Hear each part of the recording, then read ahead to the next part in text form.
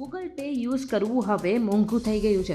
આ યુપીઆઈ પ્લેટફોર્મે હવે વીજળી અને ગેસ જેવા યુટિલિટી બિલના પેમેન્ટ પર ચાર્જ લેવાનું શરૂ કરી દીધું છે.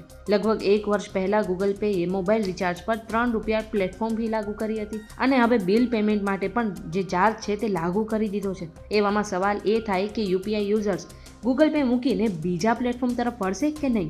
હવે જો નવી વ્યવસ્થાની વાત કરીએ તો ગૂગલ પેથી જો તમે વીજળી અને ગેસ જેવા યુટિલિટી બિલનું પેમેન્ટ કરો છો તો તમારે 0.5% થી 1% સુધીનો જે ચાર્જ છે અને સાથે જીએસટીની ચૂકવણી કરવી પડશે. જો કે ખાસ વાત એ છે કે આ જે ચાર્જ છે એ ત્યારે જ લાગુ થશે જ્યારે તમે પેમેન્ટ જે છે એ ક્રેડિટ કાર્ડ અથવા તો ડેબિટ કાર્ડથી કરો છો.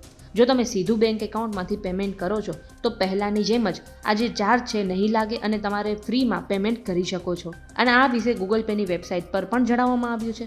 હવે પ્રશ્ન એ થાય કે લોકો ગૂગલ પે મૂકીને બીજા પ્લેટફોર્મ તરફ વળશે કે નહીં?